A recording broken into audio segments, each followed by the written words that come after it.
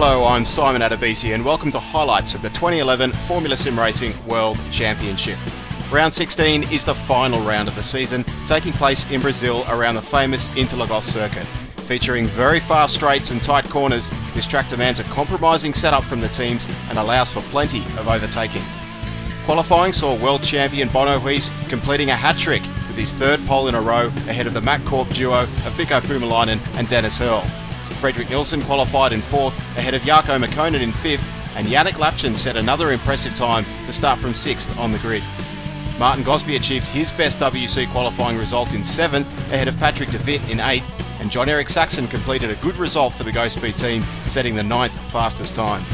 Renault Room rounded out the top 10 with ATR Silverline drivers Morgan Morand and Blair Disley narrowly missing out on Q2. To the race start, and a bad getaway from Huis allowed Puumalainen to get alongside and take the top position into the braking zone. Mäkkönen slipped in between Hurl and Nilsson, with Hurl dropping down into fifth. Despite some tyre rubbing in the field, all the drivers managed to get through the centre S with no major incidents. With a drag race down to turn 4, Mikko Puumalainen had enough speed to keep Bono Huis at bay, and further behind, Fredrik Nilsson just managed to hold on to third, with Jarkko Mäkkönen running wide and losing momentum. Unfortunately, Yannick Lapchen lost traction on the exit of the corner and slammed into the barriers, destroying his suspension. With Hurl alongside Mäkkönen, Martin Gosby took advantage of his position and passed Hurl up the inside to get into fifth, and an opportunistic pass from Patrick de Wit saw the Dutchman slip up the inside of Room and then Hurl in quick succession. Lap 2 and a small mistake from 8th placed Renault Room allowed Jon-Erik Saxon pass down the straight, and Morgan Morand followed through several corners later. Morand then wasted no time finding his way around Saxon, making a pass through turn 1 look easy. Luka Oslakovic then also got alongside Renault Room, with the Scuderia Milano driver eventually prevailing. At the front, Mikko Puumalainen was leading the Grand Prix with Bono Huis close behind. Huis was enjoying a healthy slipstream but couldn't quite get close enough to attempt an overtake. Fredrik Nilsson remained in third, just staying in contact with the two front runners, with Jarkko Mäkkönen not far behind in fourth. After losing 4 places on the opening lap, Dennis Hurl then pulled off a brilliant overtake around the outside of de Wit to move back into sixth. Sadly, de Wit would then make a terminal mistake on the following lap, losing control through the centre S and crunching his car into the Armco.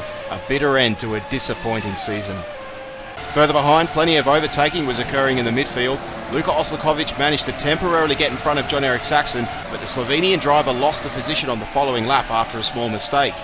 In the battle for 14th, Cyril Verdmuller attempted to outbrake Karim Wesenberg into turn 1, but Wesenberg shut the door and contact was made. Wesenberg slipped sideways and lost out to Verdmuller and De Matos, with Mark Alberts now attempting to outrace the Twister driver down the straight and into turn 4. But in the excitement, Alberts ran too deep over the curb, losing the position. Unfortunately, the Ash Racing driver didn't notice Blair Disley moving alongside, and as Alberts moved across the track, the pair made contact, with Alberts careering across the runoff area and colliding hard with the barriers. In the race lead, Mikko Puumalainen could not break free from Bono Huis, and on lap 12, Huis made the pass into turn 1 for the top position. However, Puumalainen would not give up without a fight, and on the following lap, the Finn managed to get back alongside. With neither driver willing to yield, the pair went side by side into the infield section of the circuit, at one point even switching sides of the track. The two remained alongside all the way to the hairpin, where Puumalainen eventually managed to get back out in front. Back in the midfield, and a costly mistake from Dejan Kostanov dropped the Bulgarian driver way down into 18th, and things soon got worse for the GT Amiga racing team when Room ran wide after fighting with Oslakovic, falling back into 14th. Too Fast For You driver Peter Brilliak was now going toe-to-toe with Oslakovic for 10th place, and the pair swapped positions into turn 1 on 2 occasions. Unfortunately, Room was caught out by the concertina effect, and he hit the back of Verdmuller, losing his front wing and ending a frustrating race. After holding the race lead for a few more laps, Puumalainen was again passed by Huis into the opening corner. However, just as before, Puumalainen switched back to the inside through turn 4, and the pair went side by side up the hill into the slow infield section. This time Puumalainen held the left side of the track, with Huis sticking alongside all the way to Pinarino, before the Mack Corp driver cleared Huis up into the hairpin. Fredrik Nilsson was now right behind, Jarkko Mäkkönen also catching up. Back in 6th, and an incredibly strong run from Martin Gosby hit a snag when the Go Speed driver lost traction through the centre S, dropping him back behind Dennis Hurl. Further behind, and with Peter Briljak managing to clear Oslakovic, the Croatian quickly escaped ahead and began to pursue Saxon for 8th. There was now a rather congested 5-way battle over 10th place. Oslakovic, Verdmuller, Wesenberg, de Matos and Disley were now locked together, passing each other continuously, with no one driver being able to break free. While there was some tyre rubbing between the midfield train, things were kept relatively clean for several laps, until contact between Wesenberg and Oslakovic resulted in Wesenberg taking a long trip across the grass and losing contact with the rest. However, Van Starkenburg had now caught up to the train and he too became involved, and a 5-way battle over the final points-paying position continued to rage on. Back at the front, and the epic fight for first position showed no signs of ending, with world champion Bono Huis continuing to attack Mikko Puumalainen. For the third time, the pair went side by side through the middle sector of the track, with both drivers exhibiting remarkable skill around the Interlagos circuit. Once again, Huis could not get around the outside of Pinarino fast enough, and Puumalainen retook first place into the hairpin. Fredrik Nilsson was now close enough to get a strong draft, and on the following lap the Swede got a great run out of the centre S. Incredibly, the trio went 3 abreast down the straight, almost perfectly in line at the braking zone for turn 4. Puumalainen braked very late and kept the top spot, with Nilsson getting past Huis. But with Nilsson taking the inside line for turn 6, some very bold driving from Huis saw the Dutchman drive around the outside of Nilsson, retaking his second position. Nilsson then made the decision to pit early to try and leap his two rivals through the stops, but unfortunately the Twister racer took the pit entry too quickly and he clipped the Armco, completely destroying his car, with a sad end to a potential podium position. In the midfield, Dimitri de Matos eventually got in front of the fight for 10th place, leading Cyril Verdmuller and Blair Disley. Luka Oslakovic slipped backwards, unable to keep up, now fighting with Van Starkenburg and a recovering Wesenberg. However, Van Starkenburg's race ended a few laps later when he used too much curve through the centre S, ending his race after 24 laps. Meanwhile, the battle for first place raged on, with Huis and Puumalainen continuing their side-by-side driving. On lap 30, nearly at the halfway point of the race, Huis eventually got out in front and Puumalainen made a quick decision to pit. However, the McCourt team was unable to respond quickly enough and the Finn lost vital seconds waiting for his team to get ready. By the time Huis emerged from pit lane, he now had a comfortable 3-second gap over Puumalainen. Elsewhere, the pit stops also had a significant impact on the race. In their usual style, ATR Silverline pitted their drivers early, which worked well for Morgan Moran, with the Frenchman leapfrogging Martin Gosby for 5th place. However, the plan backfired on Blair Disley when the Australian came out behind the late-stopping Giuseppe Marconi. With Marconi defending his position, the drivers made heavy contact and Disley was sent sliding hard into the barrier. Despite the hard impact, the ATR driver was able to continue, albeit with a damaged car. Marconi then got into more trouble, this time with Dimitri de Matos, who had also already completed his pit stop. De Matos span into the opening corner after an outside passing attempt, badly compromising his race and effectively dropping him 3 positions. A mistake just before his stop didn't help Gosby's cause, the Briton dropping behind his teammate John-Eric Saxon through the pits. However, with significantly better pace, Gosby soon caught and passed Saxon to take back 6th position.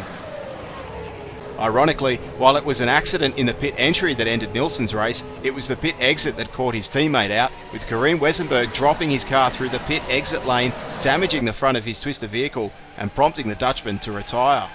And in 12th position, Luka Oslakovic's eventful race came to an end, with the Scuderia Milano driver suffering an electrical failure. With Bono Huis now storming away to victory, Puumalainen was holding on to 2nd, ahead of Jarkko Mäkkönen in 3rd and Dennis Earl in 4th. Morgan Moran was in 5th but was quickly being caught by Martin Gosby. After several laps of trying and some aggressive driving from both drivers, Gosby eventually made it past and was on his way to achieve his best finishing result in a WC event. Sadly, just 5 laps from the finish, the Go-Speed driver lost control in the middle sector, losing his front wing on the barrier and being forced to pit for repairs.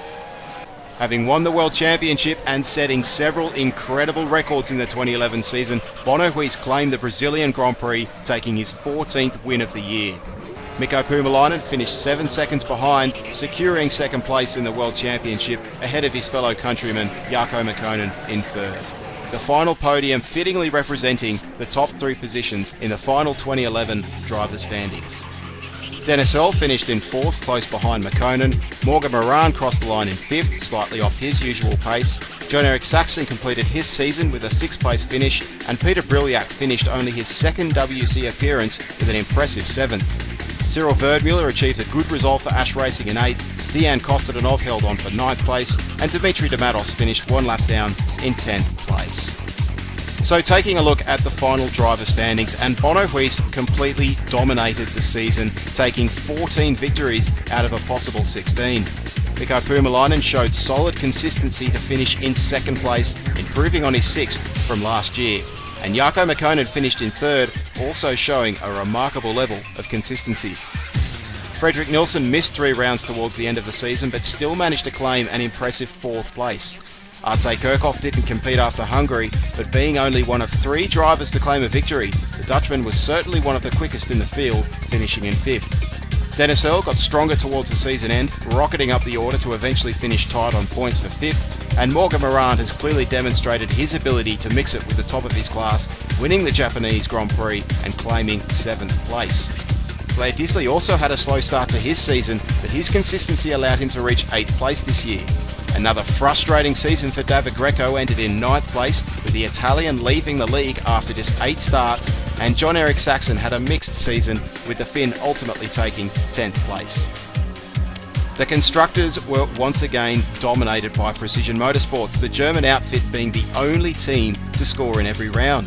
Precision's sister team MacCor finished in a comfortable 2nd place, and Twister Racing finished an up and down season in 3rd. ATR Silverline was certainly the big surprise of the year, with the team taking a remarkable 4th in their maiden season, and Twister's sister team, Too Fast For You, finished in 5th. A long way back on points, Netrex Grand Prix took 6th despite only competing in 10 races. Ash Racing changed hands towards the end of the season but still claimed 7th, and a difficult year for GT Amiga Racing saw the team finish in 8th. Despite showing glimpses of impressive pace, an unfortunate string of DNFs saw Faster Than Speed finish in 9th, and a very tough season for Go Speed ended with the Portuguese outfit stealing 10th position in the final round. World F1 picked up some decent points in their maiden season to claim 11th, and Scuderia Milano only competed in the last 5 races of the season, picking up 8 points. So that concludes the 2011 World Championship season. During the winter, be sure to visit the FSR website and the forum at racedepartment.com for details and discussion on the upcoming 2012 season, which will be run using ISI's upcoming simulator rFactor 2. We hope you've enjoyed this season's highlights. I'm Simon Adebisi, and we'll see you next year for the 2012 Formula SimRacing World Championship.